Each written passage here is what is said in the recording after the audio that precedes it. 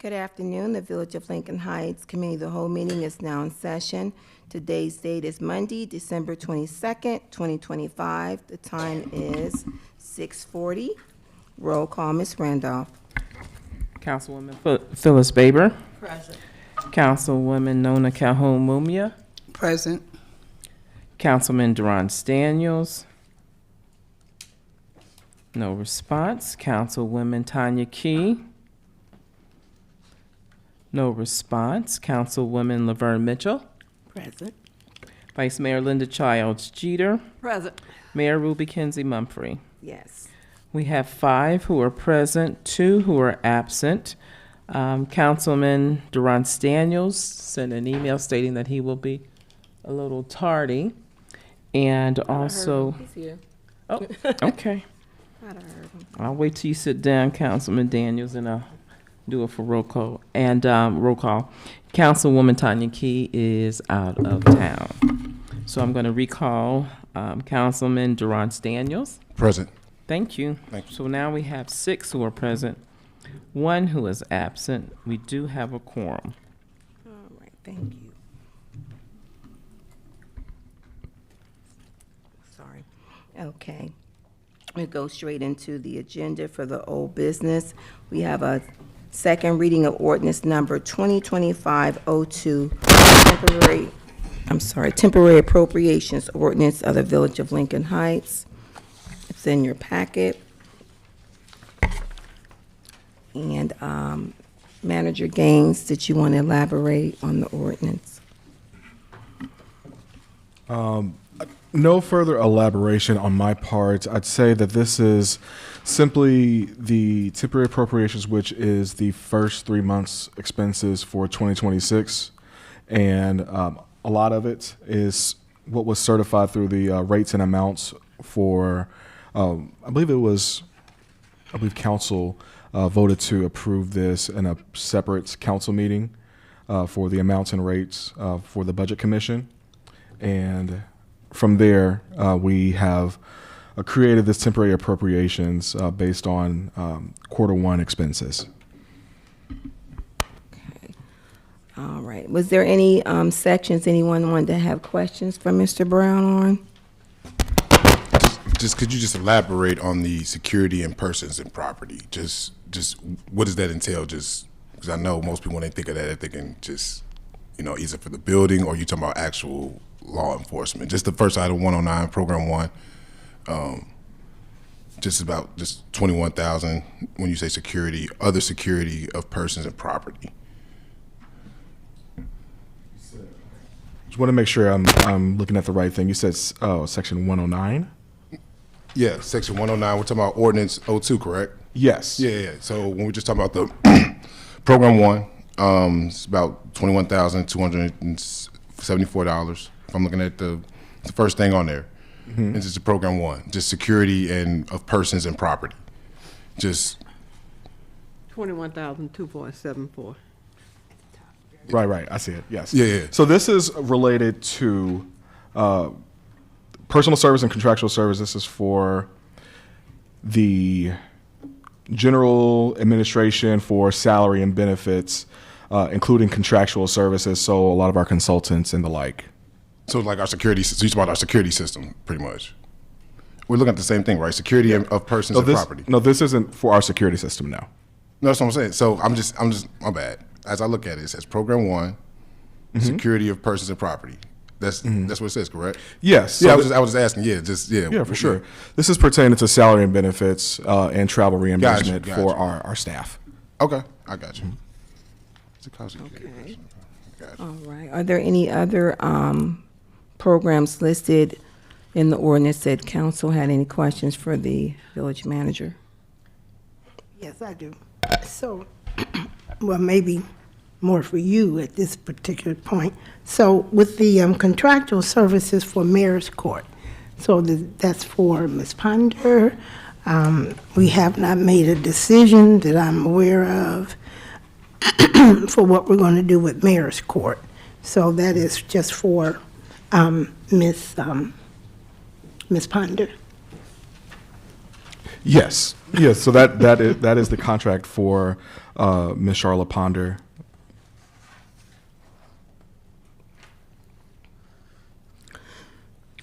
All right. I did have something else. I'll defer to Mayor Mumphrey if she wants to provide any additional information as to what direction we want to take in terms of Mayor's Court. I believe that, I don't want to, speak for you, but the direction was to kind of clear some things off that was left outstanding upon Ms. Vicky's departure. But that's my understanding of it at this point. You're correct. With Mayor's Court, the problem that we ran into was our residents were being recited, and they were going to the BMV and having blocks on their license. So that's when we saw that we had to do some additional cleaning up, and we're in a point where what do we do if our residents have a block on their license and there's no Mayor's Court?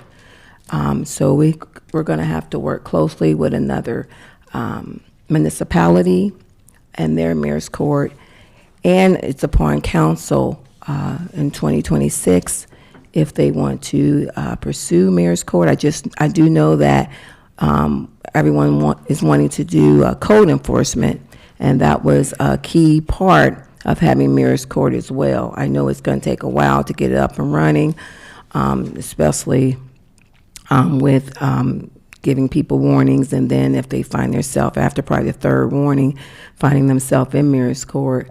So that's additional conversations. I think they should talk about it in the law department, law committee as well. But that is an issue when it comes to Mayor's Court, and the reason why we brought Charlotte Ponder in, because we have some additional reports that have to be reported to the state quarterly, and she has been able to get those reports turned in. She also, I think we were able to print out where she's going to be giving counsel at a glance.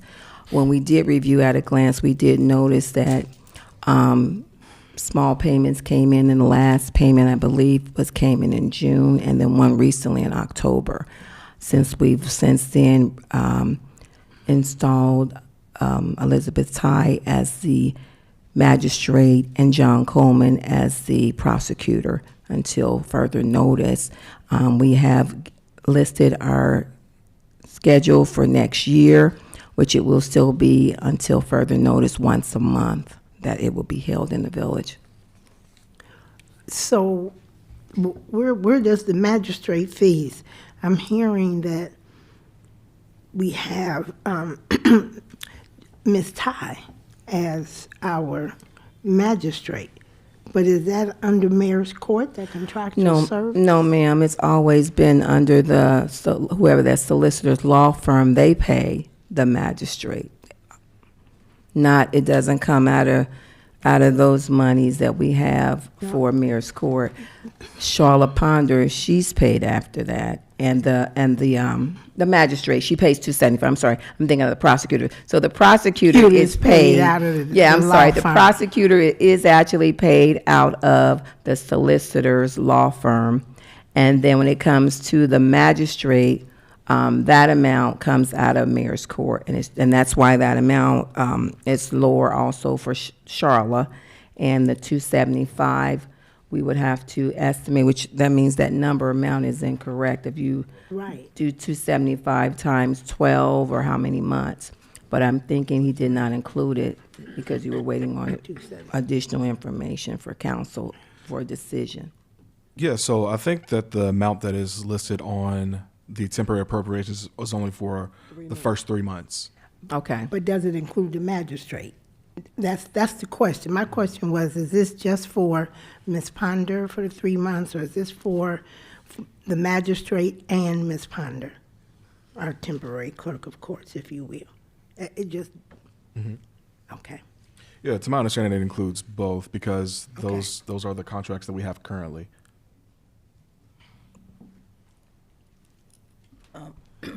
Madam Mayor. So my question is, if it's for the first 3 months, why do we have Lincoln Heights Day on here?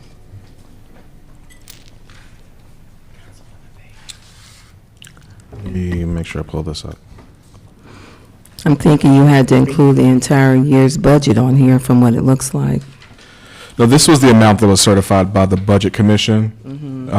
So what we had that was certified by the Budget Commission was included within the first 3 months' expenses, and the remainder will be legislated through the permanent appropriations. Okay. Is the, And, go ahead. I was going to ask the same thing on Lincoln Heights Day. So is that a carryover figure from what we already had in there, or is that what is being appropriated towards that, or is that the carryover figure? That is the appropriated figure. Also, Madam Mayor, if I may provide clarification related to the initial question related to other security of persons and property. This salary, personal service and contractual services, is intended for a code enforcer, code compliance. So we hadn't had a code compliance officer up until this point, but this is on the temporary appropriations as we are nearing a decision on a code compliance officer following the completion of reference checks. That makes sense. Thank you. And Madam Mayor, I do Yes. have another question pertaining to Lincoln Heights Day, because you said that, you're saying that this is appropriation, this was appropriated for this, so does the money from last year, so will that money now double? Because this is the same amount. And you yourself said it wasn't a carryover. Looks like it was carried over from the previous year, from this year. I know it looks like it, but he said it was not. Mr. Key is responsible for this document, am I correct? He and I work together on this, yes. Yes, so therefore he's not here, so. speak for yourself. Usually, usually when we have not used amounts, they normally do carry over because it's Understood. unused.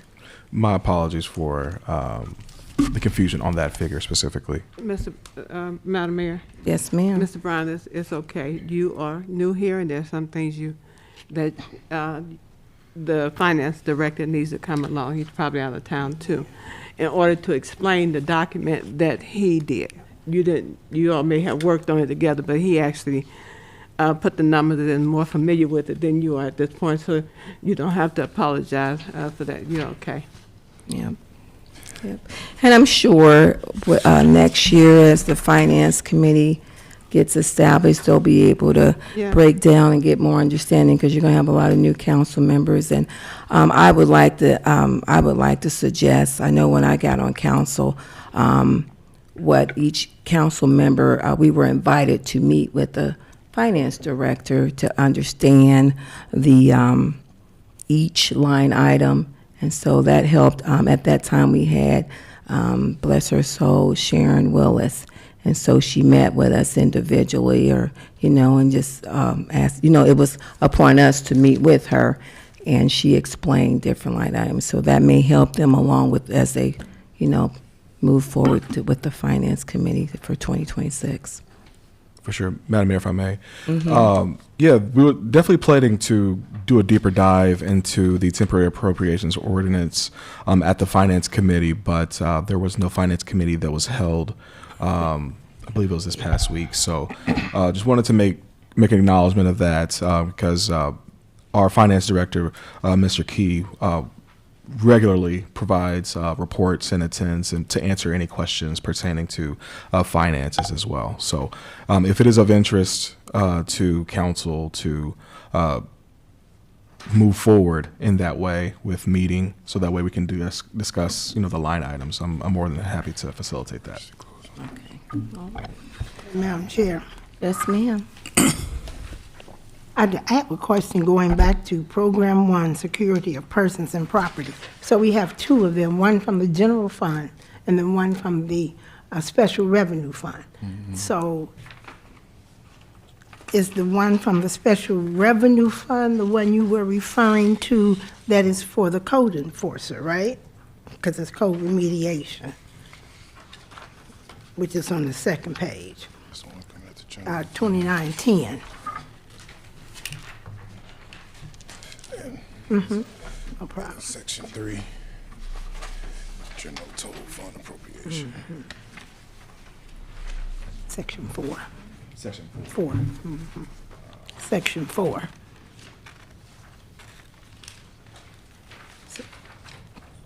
So that, So, which code are you referring to? Like, so the code so we have two remediation? security of persons and property, right? One special revenue, and then the other one, that Mr. Daniels questioned was general fund. So So which number are you referring to specifically? I'm asking the difference between co-remediation program fund 2910 under section 4, Yes. special revenue, So- and the difference with the one on, under the general. Yeah, so the Code Remediation Program Fund was a grant that we have received that's carrying over into this year. I believe we have this figure that has, we have not been able to use up until this point. This code remediation program was meant to help the residents that are experiencing some code compliance issues and may have some financial difficulty getting up to code compliance. So this fund was established to provide some financial assistance to those that may be experiencing some financial hardship, specifically related to code remediation. So that is what This is is the budgeted. grant money, right? Yes, And so the one on the first page, that is for the salary for code The person. code compliance Okay. officer. Yes. thank you. Follow up, if that's okay. Yes, Just so kind of a two-parter. So on the code remediation part, I remember when we did a program with Hamilton County, one of the biggest parts were the income that an individual make on certain things of that nature. So if certain people own their home, I remember Councilwoman Baber checked me, said that was a very bougie answer that I gave, but I do appreciate that because no, she was true. But no, so thinking about that in this program, are we able to now kind of curate it and customize it for our own residents, or is it still kind of stipulations on a person's income gap on who can qualify, who can't qualify on this one? Yeah, it's typically decided by low to moderate income, and that is generally determined by a person's annual salary and the amount of people they have living with them and the type of money that they bring in. So, with grant funds like these, especially anything pertaining to like HUD funds, we gotta abide by those regulations. But I will do a deeper dive into the requirements specifically, and I'll be able to provide that as we move forward with code compliance within the village. And just the last one, just on a quick, just look over, the tree canopy project is the one coming down McIntyre, correct? Behind Wendy's, and things of that nature, correct? Mm-hmm. Sweet. all right. If there's anything else, if there's not, then we'll move on. We have a light agenda, so if there's any new business, we do have that listed. Okay. There's no supplemental agenda listed. Any miscellaneous business? It's okay, just quick miscellaneous. I'll go more into our actual regular council meeting. But we have sent the email to all new council members and all council members that are here currently that at our January 1st meeting, I will be asking our new council for a vote of confidence to be the new mayor in our new council. So just wanted to put that on the record for our committee of the whole, and I'll just kind of go more into a deep dive in that into our miscellaneous and our regular council meeting. Okay. All right. Any other miscellaneous business? Okay. Then I guess there's a motion for adjournment of committee of the whole. Second. It's been moved in second. All in favor? Aye.